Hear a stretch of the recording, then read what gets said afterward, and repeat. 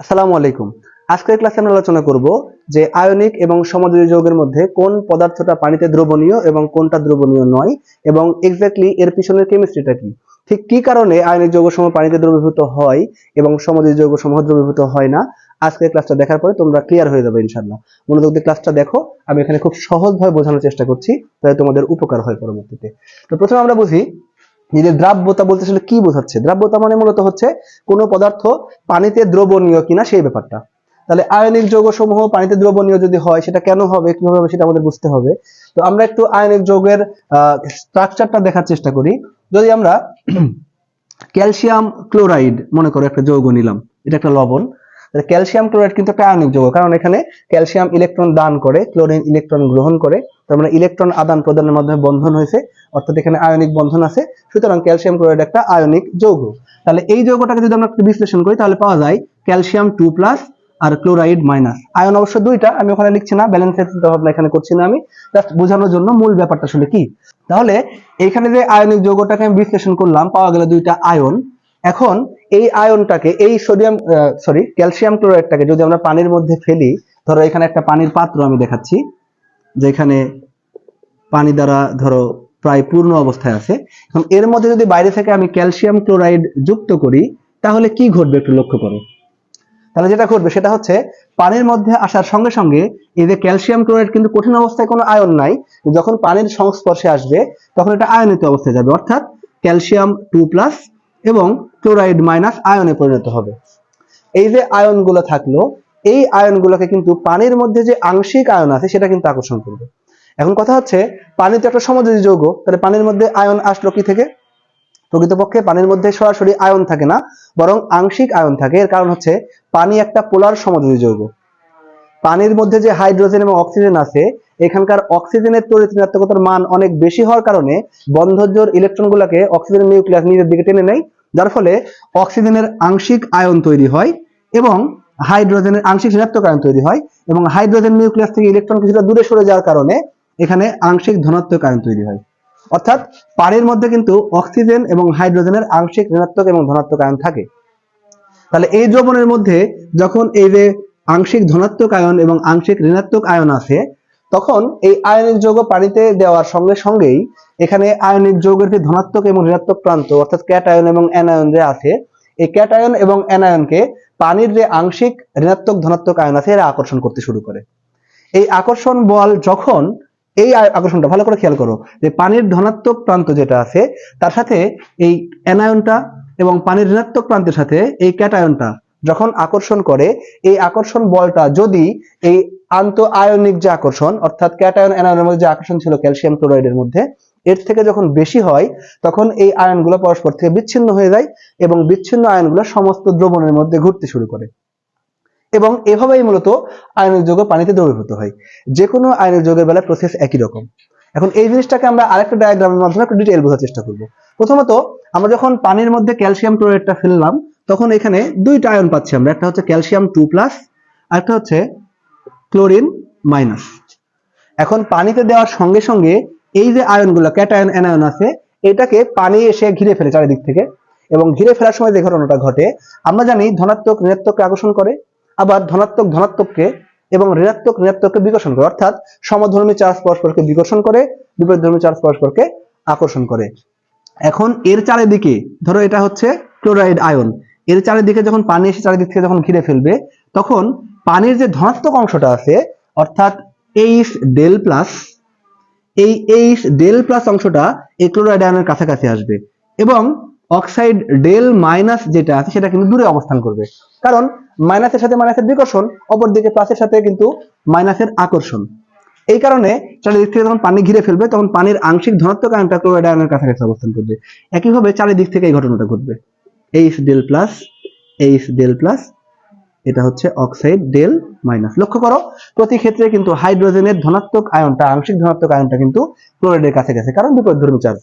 আবার চারিদিক থেকে যেহেতু হবে, মোটামুটি আমি তিনটার মাধ্যমে এখানে দেখাচ্ছি।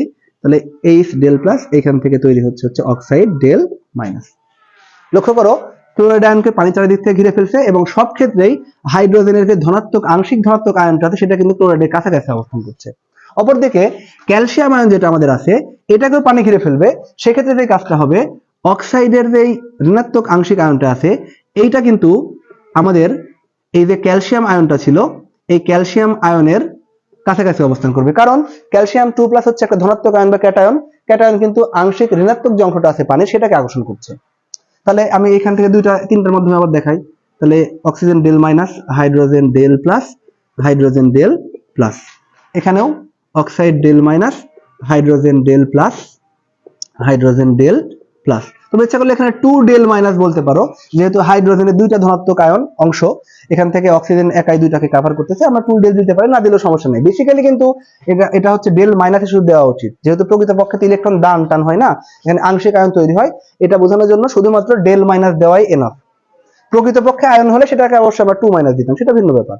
তাহলে খেয়াল করে দেখো, এই ক্যালসিয়াম যে ক্যাটায়নটা আছে এই ক্যাটায়নটাকে পানির যে অণুগুলো এসে ঘিরে ফেললো, তখন কিন্তু পানির যে আংশিক ঋণাত্মক অংশটা আছে সেটা কিন্তু ক্যাটায়নের আশেপাশে অবস্থান করছে।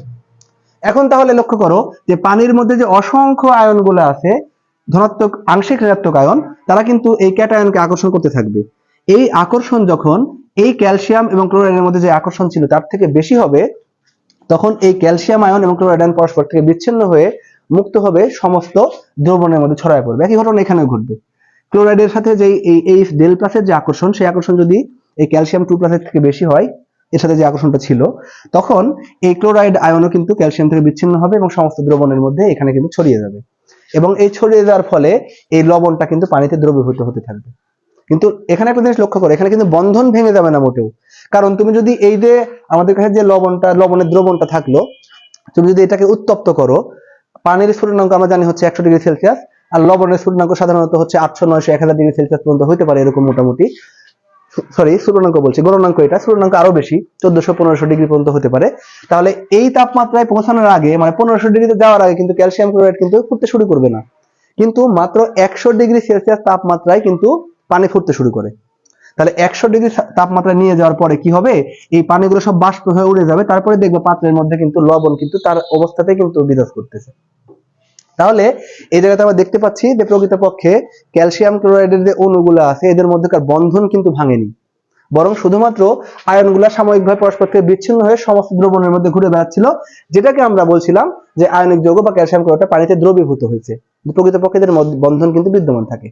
তাহলে আমি যদি এক কথায় বলি, তাহলে এখানে বলতে হবে যে এই যে পানি যে পোলার যৌগ, যার মধ্যে আংশিক ধনাত্মক এবং ঋণাত্মক আয়ন আছে, এই আংশিক ধনাত্মক ঋণাত্মক আয়নটা পানি এই ক্যালসিয়াম ক্লোরাইডের মধ্যে যে আয়ন ছিল ক্যাটায়ন এবং অ্যানায়ন, তাদেরকে যে আকর্ষণটা করে, এই আকর্ষণের কারণেই মূলত ক্যালসিয়াম ক্লোরাইড পানিতে দ্রবীভূত হয়।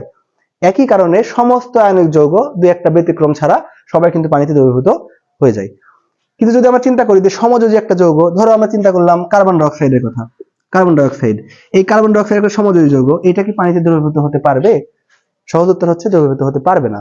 কারণ আমরা জানি যে ক্যাটায়ন এবং অ্যানায়নের সাথে পানির আংশিক আয়নের আকর্ষণের কারণেই মূলত এটা দ্রবীভূত হতে পারছিল।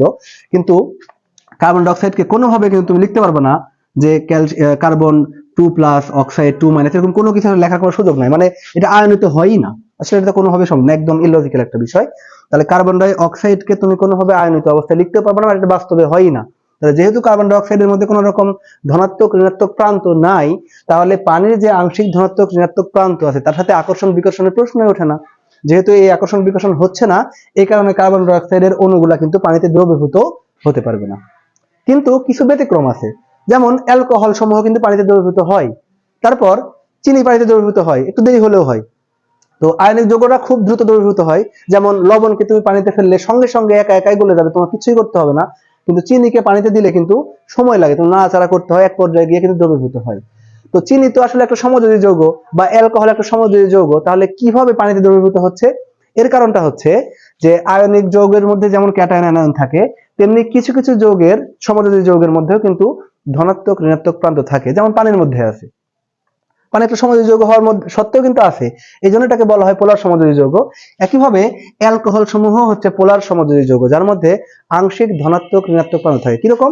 যেমন যদি আমরা ইথানল দেখি, C2H5OH, এই যে এই যৌগটা আমাদের কাছে আছে, এই যৌগটার এই C2H5 যে অ্যালকাইল মূলক, অর্থাৎ এটাকে আমরা ইথাইল মূলক বলতে পারি, এটা আংশিকভাবে ধনাত্মক আয়নের কাজ করে এবং OH অংশটা আংশিকভাবে ঋণাত্মক আয়নের কাজ করে। অর্থাৎ অ্যালকোহলের মধ্যে আংশিকভাবে ধনাত্মক ঋণাত্মক প্রান্ত আছে।